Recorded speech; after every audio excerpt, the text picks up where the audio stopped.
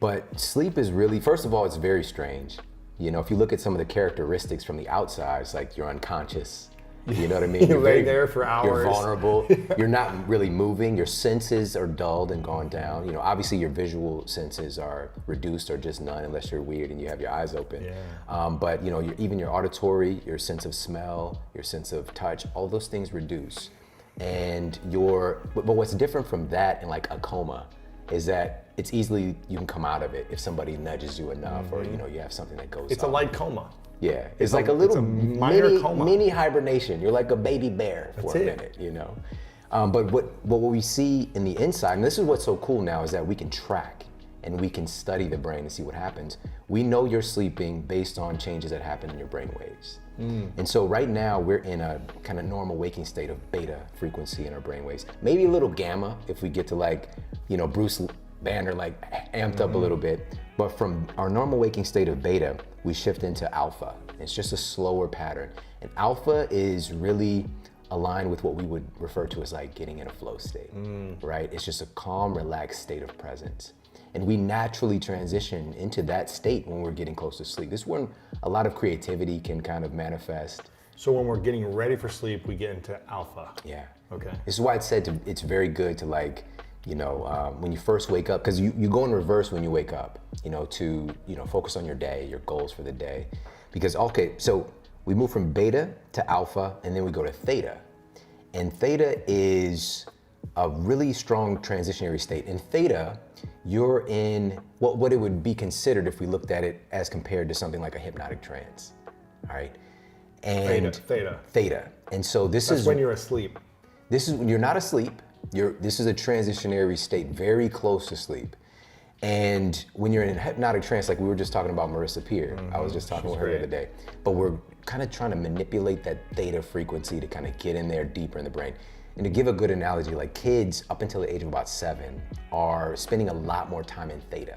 And so you're very impressionable, right? This is why kids like believe everything, you know? Right. I'm not gonna throw out any names, you know, Santa Claus and anything like that. I'm not gonna say it's not real, but you know, like everything is just taken in very deeply, right? And this is where a lot of our programming that even lasts into our childhood takes place, right? So theta, you're very impressionable.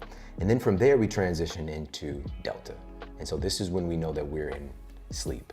And then within our sleep, there are 4 primary stages. We have the big 2 that people know is non-REM sleep and REM sleep, right? So REM sleep, that's rapid eye movement sleep.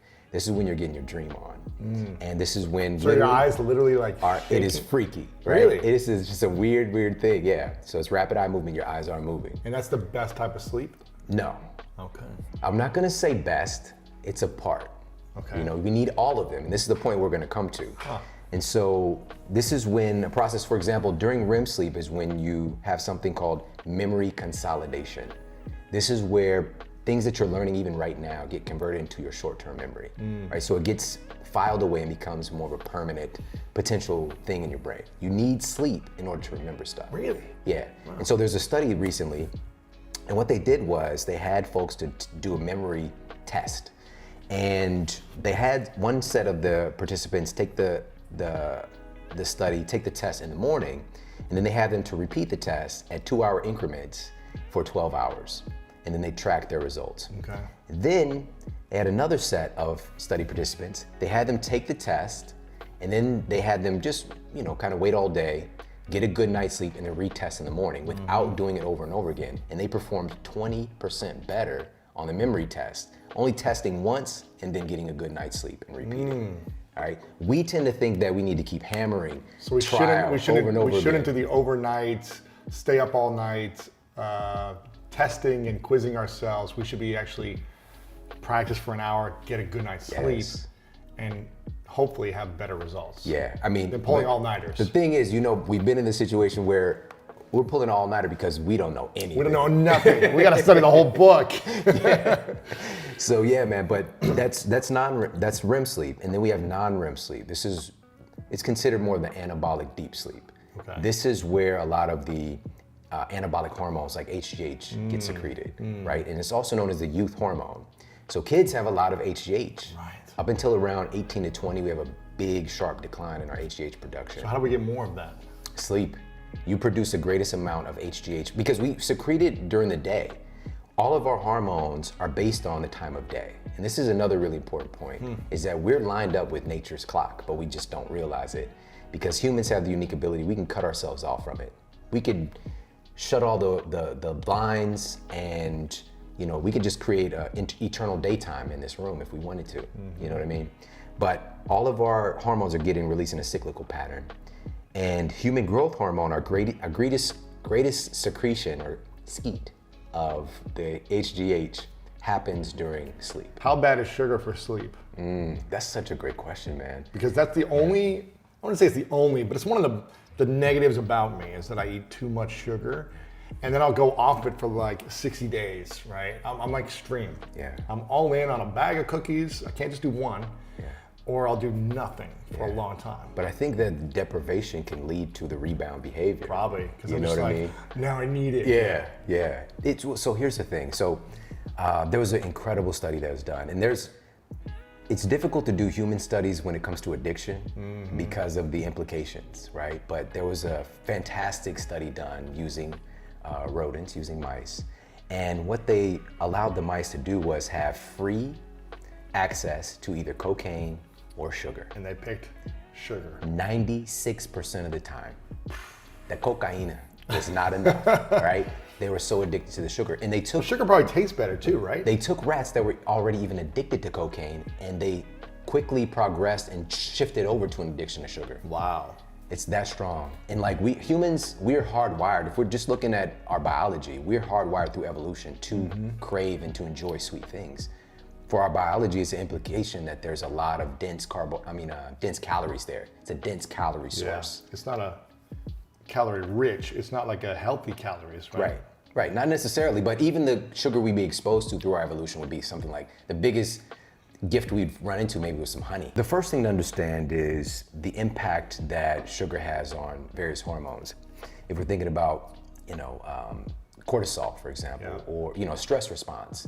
And basically what happens is when we eat a high concentration of sugar, we get this hit and it feels good. We get like a serotonin hit, And this is why some carbohydrates, like if we are selectively getting our carbohydrates, it can be a good thing, right? But it's just when we go too far and we have a hypoglycemic response, right? And so we get a blood sugar spike and then a blood sugar crash.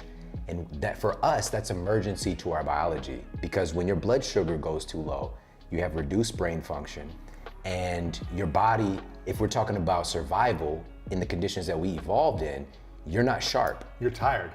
Exactly, and you can be more of a victim, right? And so, or prey. And so what happens is you get a response from your sympathetic nervous system and your cortisol levels, norepinephrine, adrenaline, all those things start to spike to lift your blood sugar back up again. So you're not vulnerable. Exactly. So that you're just sharp and ready and okay and prepared. So your body's just going up and down all day as opposed to a steady and maybe a spike when you eat a little bit and then steady and, right? Or but if we're talking close in proximity to sleep, that's gonna really mess your sleep up. Yeah. So when, there's all these different people that talk about intermittent fasting or when you should stop eating by. What does the research say about eating before sleep? Anything, whether it's healthy, a snack, a dark chocolate, a wine, I don't care what it is. Yeah. Is there a time limit you should stop eating by before sleep? And is there certain foods you can eat before sleep that will actually benefit or not? Yeah, this is a good question. I've been looking into this for quite some time now. So let's address both of these things. Let's address wine, let's address alcohol, and let's address food. All right, so with alcohol, so what we do know is that alcohol does in fact help you to fall asleep faster. This is a fact across the board. Yeah, it relaxes you. Yeah, it's a sedative, and that's all good. The issue, however, is that we experience something with alcohol in your system and how your body metabolizes alcohol. It's called a Rem rebound effect, right? Rem rebound effect. And so what happens is we go into, earlier we talked about those sleep stages. Basically, you're unconscious, but your sleep stages are fragmented and broken. And so we'll go into a deep sleep. What are the stages again of sleep? So we're transitioning as we go from You're awake? waking state to sleep, we go from beta, alpha, theta, delta. But within our sleep, we have these 4 stages. So we have non-REM sleep, REM sleep, and some transitionary stages. Gotcha. And so some of these stages, when we're actually asleep and unconscious, get broken. And so our REM sleep is suppressed, right? And remember, REM sleep is where a lot of memory processing takes place. So if you're drinking a lot at night, you'll have less memory. Is that what I'm hearing? Do you know anybody who is drunk before they went to sleep and not remember what happened? Lots of people. Yeah. Wow. It's because of the sleep. So it doesn't matter that you got sleep. It's the quality of your sleep that matters. Yes.